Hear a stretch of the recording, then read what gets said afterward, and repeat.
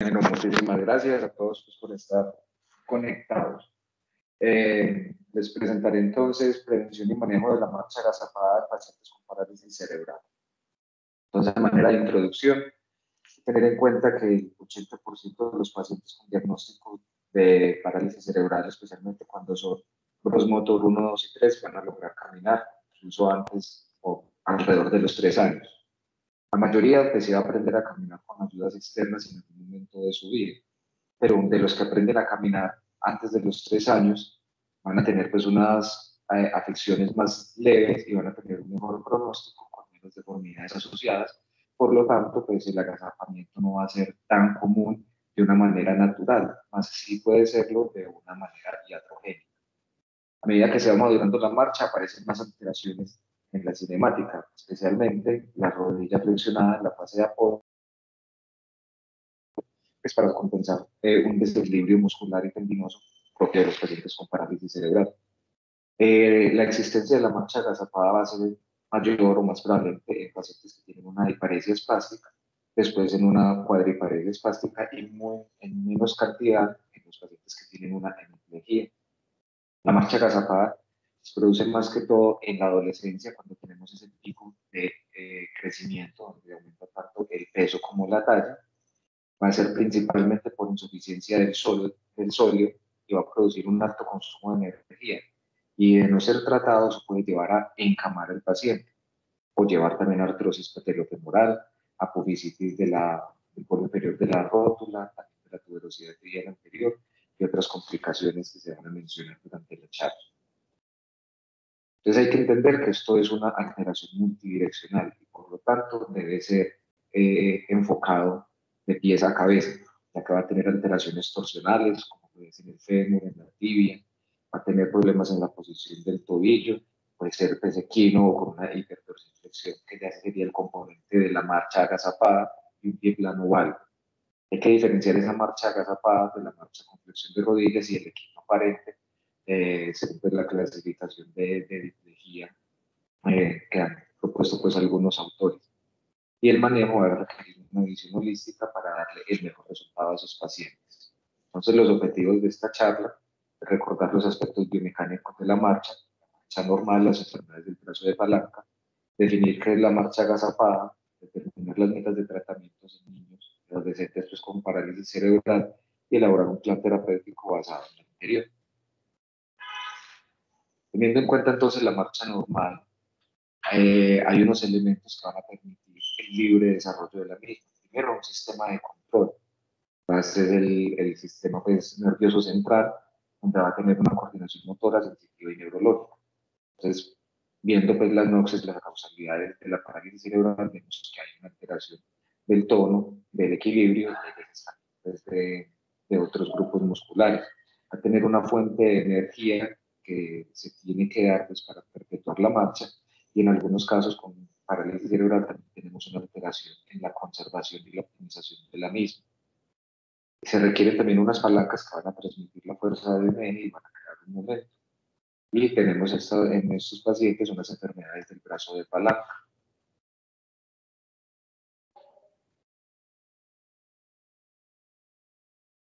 También tenemos unas fuerzas que son las fuerzas musculares que pueden ser contracciones concéntricas, excéntricas e isométricas.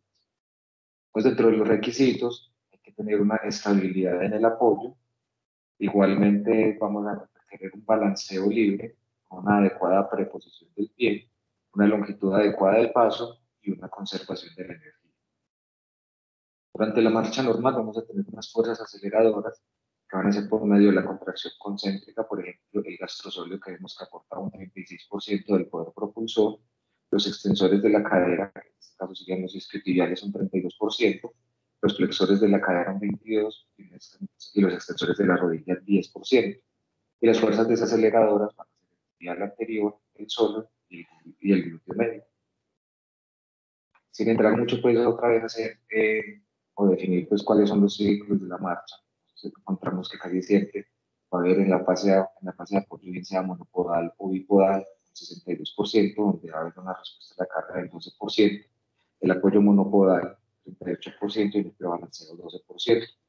Y la otra fase sería la fase de balanceo, que sería el encargado del 38% del resto de la marcha, donde tenemos un balance, pues un prebalanceo, un balanceo inicial, un balanceo final y también pues un balanceo medio. Las palancas entonces vamos a tener de primera, segunda y tercera clase. Entonces, la primera clase es un fulcro en el medio donde hay una fuerza y una carga en los extremos opuestos. Un ejemplo pues, biomecánico pues, sería la, el componente biomecánico de la cadera, donde tenemos que en el centro va a estar el peso del cuerpo, la fuerza abductora y el fulcro, que sería la articulación coxofemoral en el medio. Las palancas de segunda clase, entonces vamos a tener un fulcro al final, la carga en la mitad y la fuerza al otro extremo. El ejemplo es el tríceps sural, y esto pues es muy importante en este tema pues de la marcha agazapada. Y desde tercera clase, el fulcro va a estar en un extremo y la fuerza va a estar en el medio y la carga en el extremo opuesto. El ejemplo pues, biomecánico sería el componente del hombro, el codo y la mano, pues para ser llevado un objeto hacia la cabeza o hacer la movilidad del mismo.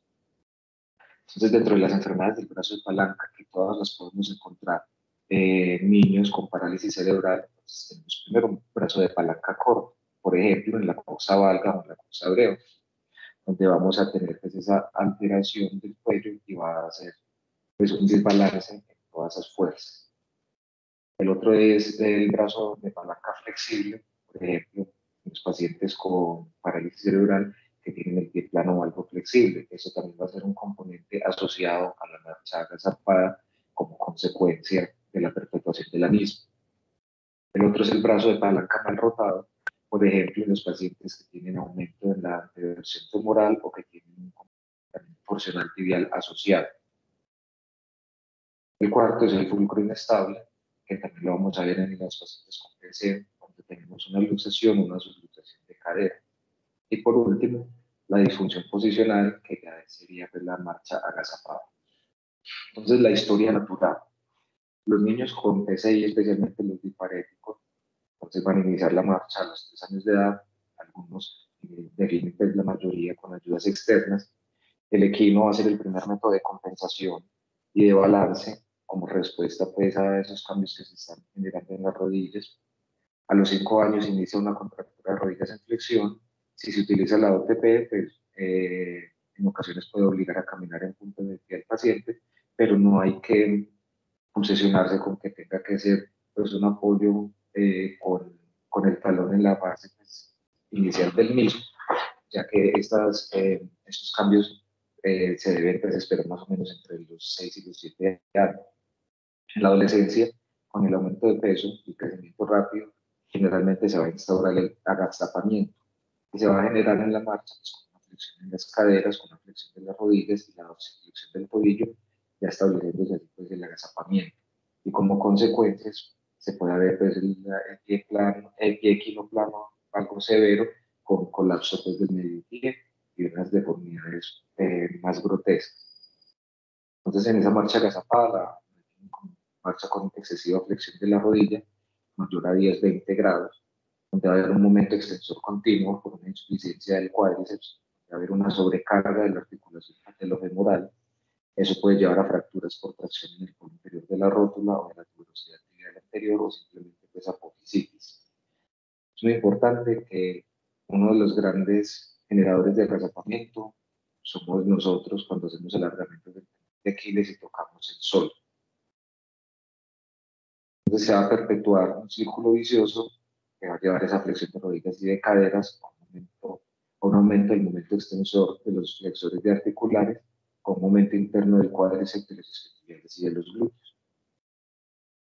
Dentro de las causas, entonces, encontramos la debilidad de los flexores del pie, la enfermedad del brazo de palanca, que podemos ver que incluso los pacientes pueden tener 5 enfermedades del brazo de palanca y eso deben ser identificados en el análisis de marcha, identificar las deformidades principales y las deformidades secundarias o adaptativas y ver si deben ser corregidas todos en el mismo tiempo. Una contractura de rodillas, contractura de las caderas, acortamiento de los isquiotibiales, una debilidad en el sóleo y el pie plano o algo. Entonces, ya hablando de la clasificación del agazapamiento en las rodillas, lo tenemos como leve, moderado y severo, siendo el leve con una flexión de las rodillas hasta 25 grados, moderado de 25 a 45 y severa mayores a 45 grados. En el tratamiento lo más importante entonces va a ser esa prevención. Entonces, ¿cómo vamos a prevenir el agravamiento? Primero, pues con la prevención o el control del tono, el manejo de esa espasticidad. Entonces, se han mencionado los pompas de baclofeno cuando son espasticidades muy significativas y generalizadas, o cuando son de ciertos grupos musculares ya más focalizados, se puede hacer manejo con la toxina botulínica. Hay que motivar al paciente para que no dependa de la silla de ruedas pues, cuando esté deambulando extradomiciliario, pues en la escuela o en el centro comercial, sino que hay que estimularlo para que el paciente por lo menos tenga unas ayudas externas como caminador o muletas. Hay que hacer una monitorización constante. Menciona pues en el libro de Miller que debe ser cada 6 meses para ver cuáles son esos cambios en la marcha o en el examen físico que pueden estar afectando la marcha del paciente. El control del peso es muy importante porque son pacientes que tienen una inestabilidad, que tienen una atrofia muscular, que tienen espasticidad, y cuando les estamos sometiendo más peso a las articulaciones, eso también va a permitir pues, que su clase funcional vaya disminuyendo. Siempre se debe hacer un análisis de marcha antes de un procedimiento, idealmente, es como una recomendación. Y cuando se vaya a hacer pues, la evaluación de los resultados de los procedimientos entre los 6 meses y el año, también se debería hacer el análisis de marcha. Y dentro de la prevención pues, que eso sirva para nosotros es evitar tocar el sol, por ejemplo. Entonces, si vamos a hacer paciente que tiene un equino muy estructurado y vamos a hacer algún alargamiento, evitar hacer alargamientos percutáneos, especialmente en los pacientes con diparesia o cuadriparesia, donde se prefiere hacer alargamientos tipo bulbius, tipo estrella, y en su defecto, pues unos alargamientos en Z, dejando el hip plantígrado y no llevándolo a una hiperdorsiflexión. Los objetivos es un adecuado control de la postura y mantener libre los miembros superiores pues, para que puedan utilizar las ayudas externas. Una adecuada alineación de los miembros inferiores para usar ortesis que permitan estar de pie al menos 90 minutos al día. Esto es muy importante porque estos pacientes también pueden presentar la osteoporosis, puede definir pues, como un aumento en el Z-score mayor a 2 desviaciones estándar. Y estos métodos de tratamiento o de terapia física, donde se logra por lo menos una sedestación y algunos pasos van a aumentar pues, por las leyes de Bohr el contenido pues, de mineral óseo dentro de los huesos, y eso también va a ayudar a la prevención de fracturas y obviamente pues, a mantener un adecuado tono y los grupos musculares aptos para permitir la deambulación. Hay que evitar las deformidades en tronco y extremidades, porque también hay que estar muy pendientes de la coexistencia de escoliosis y evitar otras posibles causas de dolor que permitan que el paciente pierda ese interés en deambular y se pueda encamar. La terapia física entonces no tiene la suficiente evidencia para estiramiento del músculo y mejorar el brazo de palanca, pero sí tiene mucha evidencia pues, para conservar la integridad de los mismos y permitir pues, al paciente una rehabilitación más rápida. Un paciente que tenga un plan de terapia física previo a los procedimientos, donde haya un adecuado control muscular, no selectivo, pues porque lo van a tener alterados, pero sí una fuerza muscular un poco pues, mejorada, eso va a permitir pues, que la rehabilitación sea mejor. Las ortesis hay que tener en cuenta que no van a prevenir la aparición de deformidades, pero sí las pueden corregir y pueden, más que todo, corregir los resultados quirúrgicos que nosotros hayamos logrado. Y el tratamiento quirúrgico normalmente debe ser una cirugía multinivel, eso siempre lo mencionan en todos los textos y los diferentes autores, e idealmente los dos equipos cuando se va a hacer un procedimiento bilateral. En este artículo, eh, simplemente pues lo traigo a colación para mencionar que cuando se hace una cirugía multinivel, que no hay necesidad de rehabilitar por partes, sino de una manera que es integral, puede hacer menor estrés tanto para el paciente como para los padres, inclusive menos probabilidad de condicionamiento del dolor, porque va a ser pues la representación cortical del dolor va a ser una y no van a ser en diferentes etapas, que esto pues, puede llevar a otras consecuencias respecto al manejo del dolor. Va a mejorar la capacidad de caminar, va a tener menores residuos de las deformidades.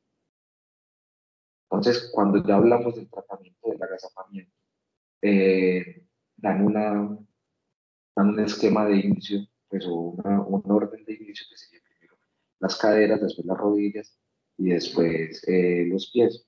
Sin embargo, algo que me había dicho el doctor Alejandro y me parece pues, muy lógico, es que cuando se vaya a hacer el alargamiento del sólido, pues debería hacerse antes de las rodillas, porque cuando usted hace el manejo de las rodillas y necesita hacer el manejo del sólido con la rodilla en flexión, puede usted alterar los resultados de la rodilla que ha hecho. Entonces, ¿cuándo vamos a tratar esas caderas? Si la abducción es menor de 30 grados, hay que vigilar y hay que ver cómo están los aductores. Si las caderas están subluxadas o luxadas, hay que corregirlas. Hay que corregirlas y generalmente puedes protegerlas con una tenotomía de los aductores. Y la cirugía debe ser de acuerdo a si tiene un pronóstico de marcha. Entonces, si el paciente es un Grosmotor 4-5, pues tiene pues mucho pronóstico de marcha, entonces se debe varizar a 120 grados para mantener esas caderas contenidas. Y si tiene pronóstico de marcha o es un paciente que tiene una marcha activa, se variza a 120 grados y evitar hacer muchas tenotomías pues, alrededor de la cadera. Solamente pues, eh, en el psoas, si tiene un tomas mayor a 20 grados, tiene también en el recto anterior una contractura mayor a 20 grados, de lo contrario, evitar hacerlo. Manejar las enfermedades del brazo de palanca, generalmente entonces varizar, como los pacientes pues por los cambios fisiológicos de la PC van a estar anteversos, entonces también se recomienda derrotar. Entonces, alargamos ese psoas si el tomas es mayor a 20 grados y tiene mejor evidencia en pacientes con Grosmotor 1 y 2. En los pacientes con Grosmotor 3 y 4 no tienen tanta evidencia, inclusive en algunos casos reportan debilitamiento de la marcha. Hay que evaluar también si tiene un componente rotacional en la tibia superpuesto a la anteversión femoral que debe ser corregido. Con mucho cuidado, pues, de no ir a llevarlos a una rotación externa iatrogénica después de que el paciente inicie la marcha. En la transferencia del recto anterior, entonces va a ser alargado cuando limita la flexión de la rodilla en la fase del balanceo y también tiene una mejor evidencia en pacientes que tienen un Grosmotor 1 o 2. Esto es un estudio retrospectivo comparativo nivel 3, donde se hacía un análisis de marcha pre y postoperatorio en pacientes con Grosmotor entre 1 y 4. Se hacía un alargamiento de isquiotibiales con y transferencia del recto anterior y los resultados de la mejoría de la extensión de los grupos, pues con esta técnica, sin embargo, persistía el agazapamiento en Grosmotor 3 y 4.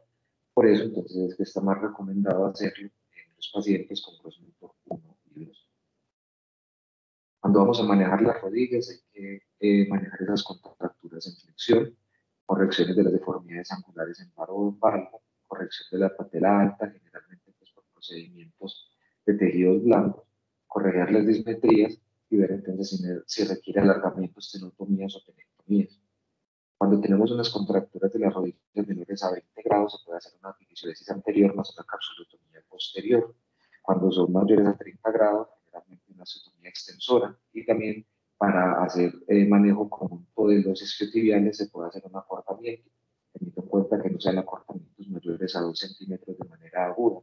Y el alargamiento de isquiotibiales de entrada va a estar indicado cuando hay una contractura más de 30 grados de la rodilla con un ángulo popliteo a 50 grados.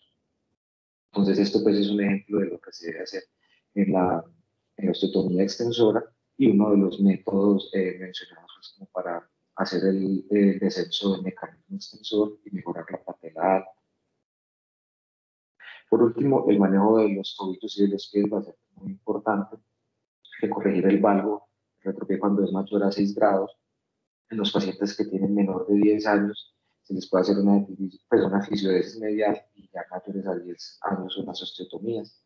Se va a querer un pie plantígrado que sea pues, un pie estable para permitir el apoyo y corregir esa contractura de los gastrosóleos. Entonces, como recomendación, no realizar alargamientos percutâneos tipo hook, evitar tocar el suelo, entonces se prefiere Strager bulbus o alargamiento en Z, llevando el pie a neutro, como con una hiperdorsiflexión. Ya entonces, para las deformidades estructuradas en el pie, entonces podemos hacer el alargamiento de la columna lateral del calcáneo, la osteotomía tipo Evans, donde se hace pues también un tensado indirecto de la fascia plantar con una reducción de la articulación o de la subluxación talonavicular. Se hace con una cuña de apertura con nervio tricortical y se puede pues, acompañar del alargamiento de los peroneos o aquiles pues, para lograr un pie plantígrado. Y si el antepié sigue supinado, se puede hacer una osteotomía de cierre de cuña. Este pues, es el esquema de cómo se hace la osteotomía tipo E. El otro sería la osteotomía calcánea tipo Dwyer, donde se hace una osteotomía oblicua desde el seno del tazo posterior al calcáneo con una cuña de apertura medial con injerto. Se puede deslizar el fragmento externo del calcáneo medial. Esto va a preservar la movilidad de la subtalar. Va a estar contraindicada en las deformidades rígidas severas en el palmo, con unas relativas deformidades en el diente pie. Otra de estas osteotomías, pues, como el Dwyer o el Evans, podría ser el Kutsuyana, especialmente pues, en esos pies flexibles en pacientes con gross motor 1, 2 y 3, más que todo. Y ya pues en pacientes con un gross motor más avanzado, con deformidades rígidas, entonces podemos empezar a ver las artrodesis, la subtalar, a mejorar el dolor y la corrección del equinovalgo. Hay que tener en cuenta hacer una muy buena resección del cartílago subtalar con la aplicación de injerto tricortical y estos índices con tónicos canulados. En el Dupont, 96% de buenos resultados en un seguimiento de 4.5 años, como lo muestran estos resultados postoperatorios de paciente con un plano valgo severo, ya doloroso. Y también entonces tenemos las triples artrodesis en pacientes adolescentes con pie plano rígido severo sintomáticos, donde entonces vamos a hacer una artrodesis subtalar, calcáneo cuboidea y talón navicular. Entonces, como se afectan los núcleos de crecimiento, es preferible en pacientes ya mayores a 9-10 años, donde no se va a alterar mucho el tamaño del pie. Y las indicaciones van a ser esos pies dolorosos que tengan úlceras por presión con deformidades severas, pacientes deambuladores, o que tengan contraindicaciones para los otros tipos de osteotomía. Y también se usan pacientes no deambuladores solamente pues, para dejar el pie plantígrado y calzado.